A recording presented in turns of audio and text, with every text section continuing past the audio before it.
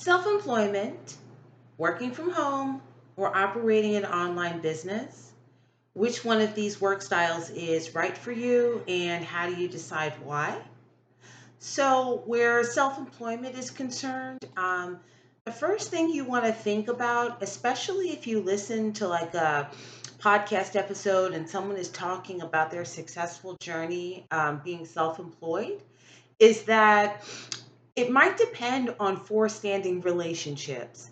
So, meaning if a person is already gainfully employed, especially in the creative or the technology space, doing social media marketing, digital marketing, working for a software as a service company, or something like that, the person may have contacts already on account of which even if that person steps off of the corporate ladder, they're still going to reach out to people who are working on high value estimated projects and still be able to command whatever price for their participation in the project so that it doesn't disrupt that person's lifestyle and that person's income who decides to become self employed. So the first thing you want to think about is that it might depend or, come back to forestanding pre-existing relationships where that person is ingratiated in a way and their, forms of networking are going to automatically produce opportunities to be compensated so that the person's lifestyle isn't disrupted. Um, the second thing that I think you should think about if you are interested in self employment. And by the way, it's Sunday morning here, and I'm definitely looking at notes. I'm taking a deep dive here, and I want to make sure I get everything in. So, okay, if you see me darting away from the camera, that is why. All right.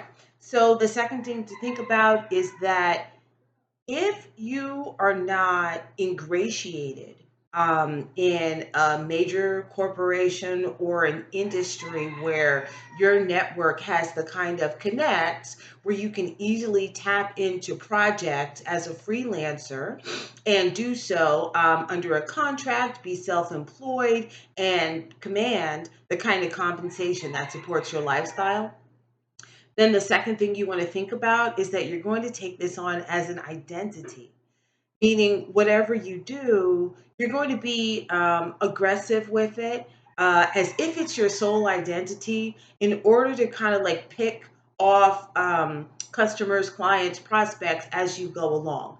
It's something you want to prepare for before you go down that self employment journey. At least give it a few weeks to line up a couple of proposals or prospects or know how in terms of networking and picking off clients so that your income will not be disrupted. At least put a few weeks of thought into it so that you could survive as a self employed person for like the next 3 months, let's say. Okay. And when I say take it on as an identity, I mean like if you were in real estate, for example, that's more than just an occupation. It's almost like an identity. So when that person is at a social function, something that's offside of their professional work, it's still the case that that person will likely get into a conversation about real estate, or other people are going to come to that person and ask them questions when they get the chance. So if you're thinking about other forms of self employment, let's say in the creative and technology services, so social media management, account growth, digital marketing, where you create paid ads for people to help their business grow, graphic design, or some other professional kind of service that you may be able to offer if you have an accounting background or something similar where you could pick off clients and continue to provide a service that supports you. Okay. So even when you're doing those other things, you're still going to think of it as an identity, like as if you're working in real estate or something, and it's a conversation that you get into often enough that you're going to continuously generate work. You're going to have to do the legwork. And that's the way to go about it if you're not ingratiated in a network that'll produce projects for you. You got to be aggressive. You have to identify. And that's the truth about self employment. It might be worth it. It might be worth it to go down the path where there are people. I see this one a lot. The person is offering to train individuals for a cost, of course, to operate your own bookkeeping business. you know. Um, it could be worth it. And I'm sure that person is offering know how in terms of where do you network online? What do you say in person? What kind of events might you want to go to? And who do you want to approach to continuously generate clients that will support you? Okay. Um, the third thing I want to talk about is the reality that a lot of people who are self employed um, are performing manual labor and are doing things that, if you're coming from a 9 to 5 or white collar world in whatever way, you may not have thought about manual labor. But there are people who are surviving and thriving by performing manual services, and I'm talking about landscaping. Like if you have access to a neighborhood, and let's say your introductory offer is that you will go from house to house. Okay, landscaping, actually, you could approach anyone in a multitude of different environments. So that's one where you would need access to a neighborhood and you could approach people to get that business going and literally be cutting lawns. All right. But you'd have to create a business plan so that you know how many clients you're going to need to actually survive doing that. Or secondarily, something like car washing. And this is where I was saying you might have access to a neighborhood where you have a goal. There's a certain amount of customers you need to acquire, and a certain amount of work you need to do, and a certain cost, a certain amount of a certain price you're going to charge. Whereby then you can let them know, okay, you're going to be using their water supply, and you're simply going to be doing the service. Whereby once a week, every 2 weeks, or once a month, whatever it is, using their water supply, you're going to wash the car and do the detailing. So you might want to bring a vacuum of your own, as well as wiping surfaces, steering wheel, dashboard, windows, etc. And you need 10 customers to do this for every weekend to meet a certain goal, or per month to provide yourself with like part-time income. Okay, so there's like manual work that you may not have thought of, but you have to be so aggressive to be self employed anyway and identify with the work that you're doing, just like as if you were selling real estate, that it might behoove you to consider some kind of physical service, some kind of manual labor, where you're going to be approaching people in the same way and ingratiating yourself with this thing that people need. Um, Obviously, one good example to think about also is that, like, if a person is a hairstylist, that person is getting clients through their personal network or publicly, maybe by attending events, maybe through word of mouth. If that person doesn't own and operate his or her own salon, and or if a person does operate a salon, then obviously, various forms of marketing go into making that a strong presence that people come back to regularly. So even if you're doing some other kind of intangible service, you have to think about what you're offering in the same way in order to be successful. All right. Again, that's the truth about self-employment. Okay.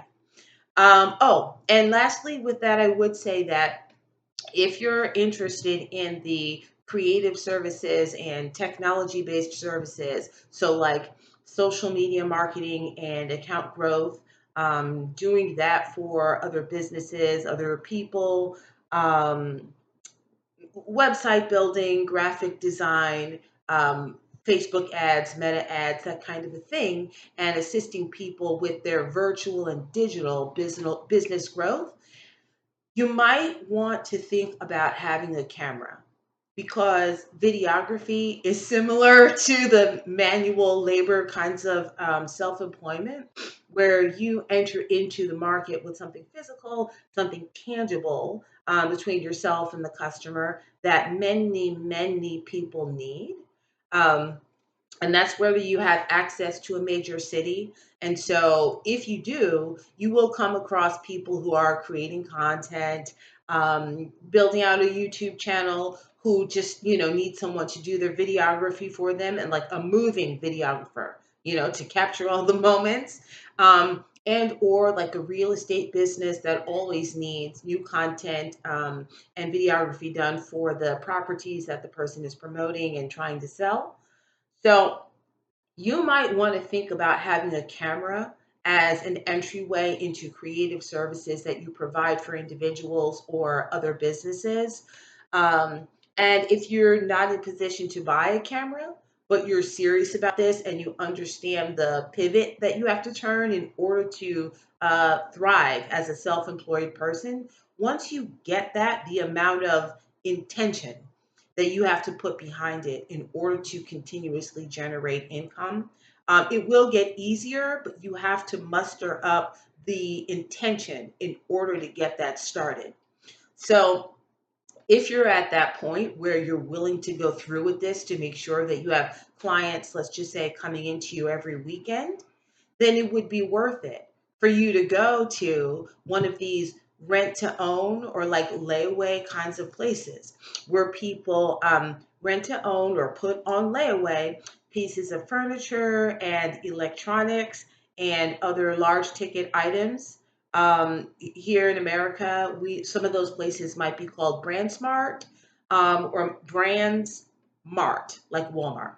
Okay, and or I think the other place is called Aaron's, where again it's like rent to own or layaway, where you're making payments on something for access to it, right? I mean, obviously the only obligation is that you have to finish paying it off. But if you're ready to get started down the self-employment trajectory, then that's a good touch point for being willing to rent a piece of equipment. And also, you would have success looking on like as hyper local of an app slash social media networking space for generating clientele. Okay, so the app that I'm thinking of is called Neighborhood, and yeah, the conversations happening there are so local. Like here in America, several months ago, when during the presidential election campaign season, there was a rumor about people eating their pets, and it was debunked and proven to be false. But it was said to be started on one of these apps where conversations are happening online that are like local people are passing information off to one another as if you're speaking to your neighbor, right? Talking to someone in person. So literally the app is called Neighborhood. I would say it's like a cross between Facebook and Craigslist, where people are listing things for sale that they want to get off their hands right away, listing services that are provided, or just other topics of conversation that are being like discussed on a local level.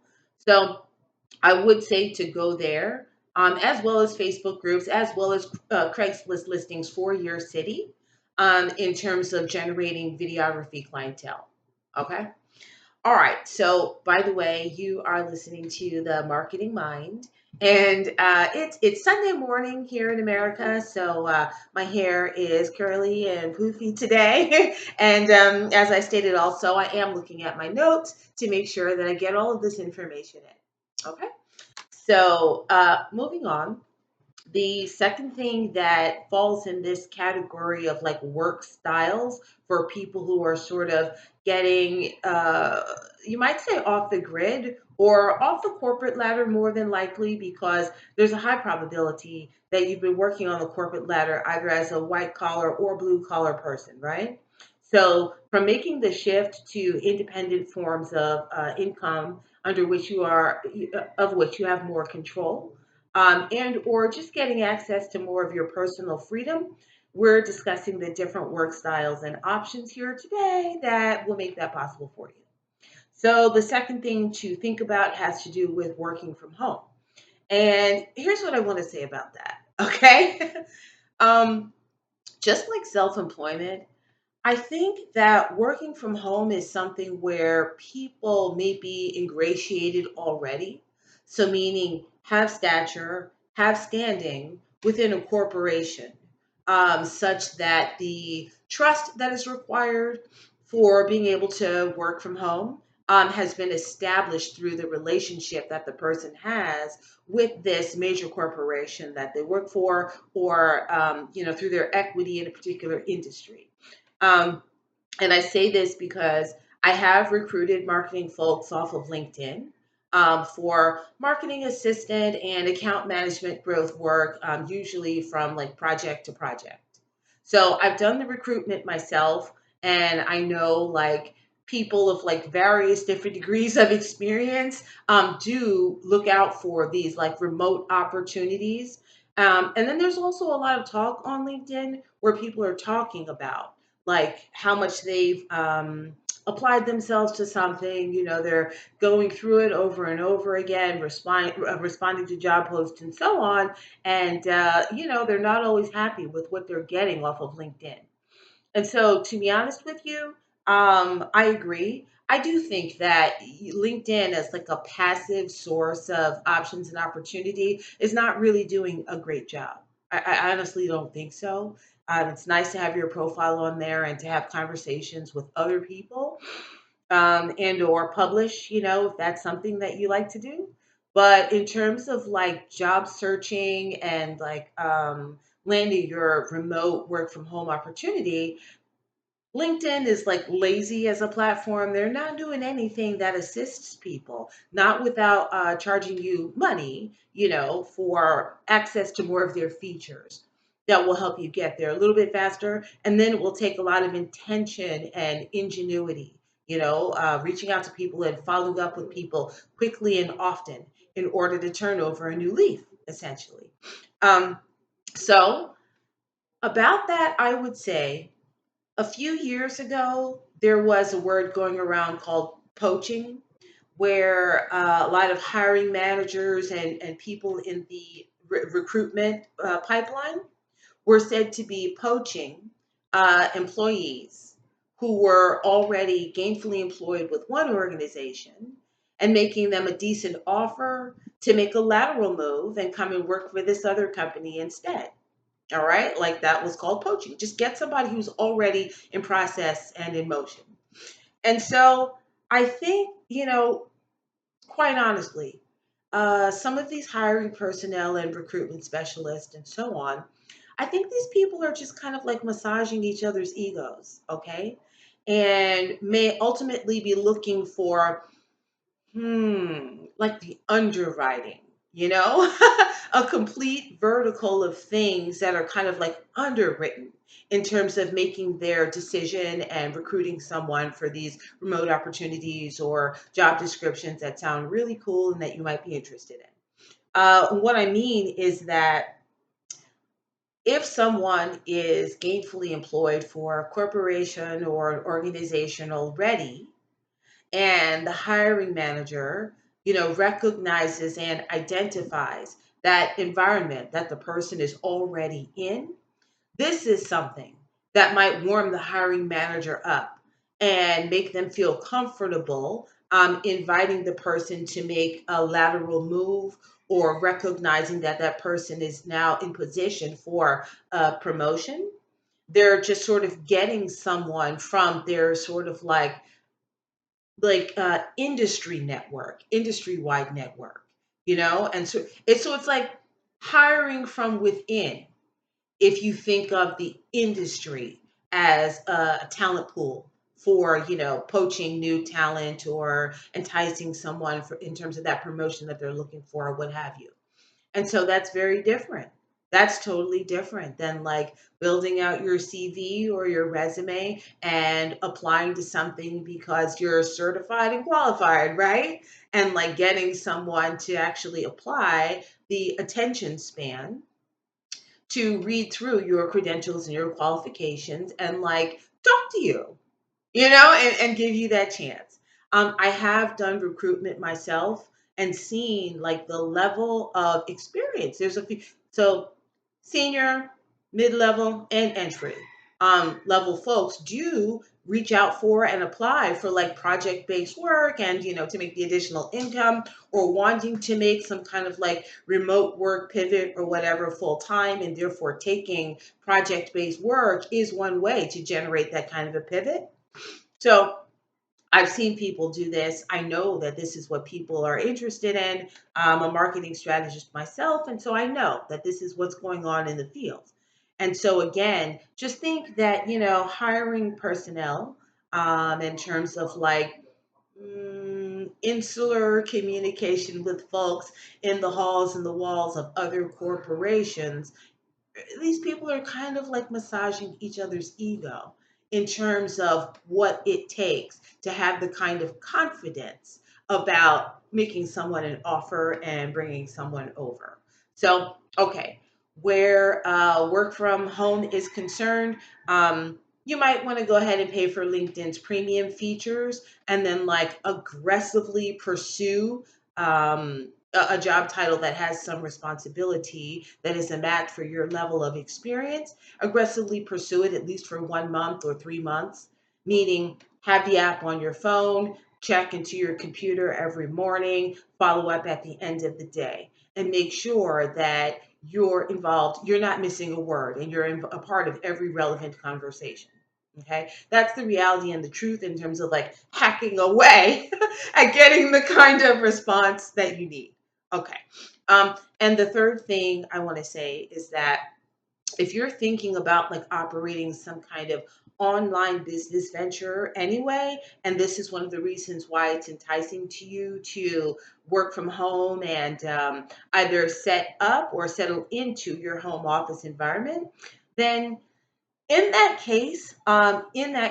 then the survival job or entry level job category might suit you.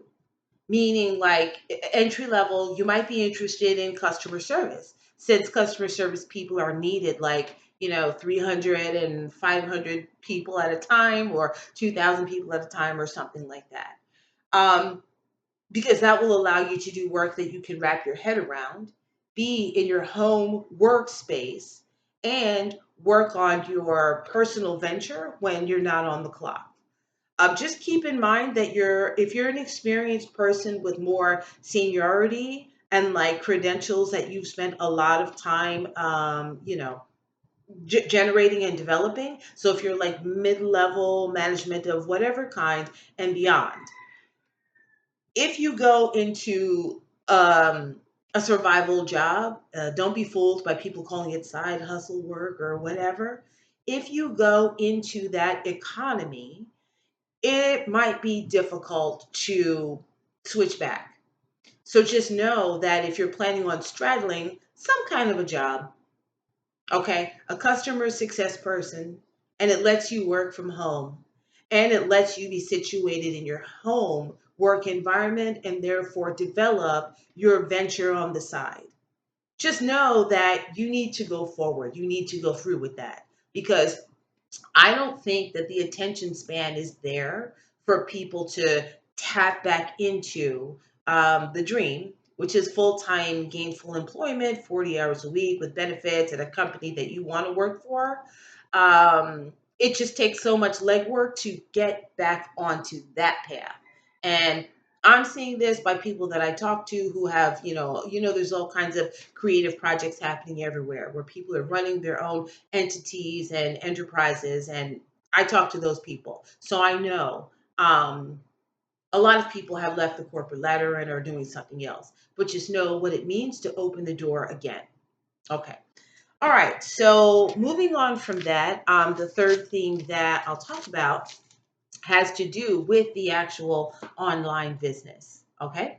And what I would say about that is that I do recommend operating in the e-commerce space. I have successfully launched an e-commerce venture myself. I've done this 3 times. The first time I failed. Okay, so there was a learning curve involved in terms of like apps that I used and what ultimately worked and how did I find people. And it was more than just marketing, like putting things up online. Some of it had to do with deriving customers and deriving interest out of conversations that were happening manually. So, like getting into relevant Facebook groups where sometimes I might be talking about something adjacent, but people are also interested in the product that I'm offering. So there was a certain amount of interest that was derived manually, and the third time was a charm for me, where I was able to convert customers at first through organic marketing practices and principles. Okay. So I do recommend e-commerce as an option. Oh, and right now my e-commerce venture is being rebranded. So that's coming soon. I'll be sure to announce it on this channel and share that with you guys. I talk about e-commerce here. And of course, I also hope that you're interested in the product that I'll be relaunching later on in 2025. Okay. So I do recommend physical product. I do think that finding a supplier, so you could generate your own brand. Like, I mean, it takes money and it takes an investment, at least $5,000 to $10,000 to like develop a product. But you could look into a product that can be white labeled, where you create the brand and ultimately put your labeling on the product. That could work for food, that could work for skincare, that could work for devices. There are lots of different products where you could do the white labeling yourself, um, and or finding a supplier of an existing product. And in that case, I would say not to default to just like drop shipping, because that involves the least amount of hands-on contact with your product and the delivery of the product in the pipeline through the order being placed and ultimately getting to the customer. So be very particular, skeptical almost when it comes to drop shipping. If you can find a supplier that doesn't necessarily do drop shipping, or maybe they do some drop shipping but they're an actual supplier, and therefore you will order products from them, they will come to you or something like that, and you can involve yourself to a good extent in terms of the customer experience, this would be ideal. And I recommend this also because working in e-commerce, like building out a brand, finding a supplier, and actually generating or converting customers through your organic marketing practices and eventually paying for advertising, it's something tangible and it's something physical for you to like place your bets on and for you to place your hopes on. Because if you're watching this video, then I know you've seen other advice that talks about like keeping your business to yourself. And if you're entrepreneurial, and avoiding the naysayers, and like, not letting other people poke a hole in your concept and like let the air out of the balloon or whatever. So I do find that placing your bets and build all of the business activity that you have to go through, building it around something physical, and knowing that your website is like your online boutique or marketplace and storefront. That's at least a little more tangible for you to sustain the kind of energy, passion, and motivation you need to have an online venture, your work from home business that eventually does become your full time income. That having something physical does actually support you in terms of keeping up your motivation and your interest. It's something physical, it's right there, it's just something to think about and work on. Um, Eventually you will find intellectual products that you can sell as like a digital product, or talk to other people about, or conduct workshops or what have you, because if you're watching this video, then you probably have some kind of knowledge or prowess that you can build off of, where you would conduct workshops and help other people and make an income doing this. But your online business, such as an e-commerce business, is intended to be a full-time business that takes over your lifestyle and becomes something that's profitable, where you would say to be prospering on the strength of doing this. Okay. So with that being said, to be honest with you, I want you to take the word side hustle, like take that out of your vocabulary altogether. Stop saying that, you know, unless it's what we talked about in the first instance, which is self employment through manual labor of some kind, um, landscaping and car washing and garbage removal or whatever. Unless that's what you're doing, or if that's what you're doing, that's not a side hustle. That is a respectable business that a lot of people make a life out of. So in that sense, or in the e-commerce online business sense that you intend to be your full-time income, and that becomes an entity that you will establish a valuation for in the end. It's something that will actually carry a dollar amount that's an exponential of the assets and the work that you put into it. um, Stop referring to these things as side hustle. Okay.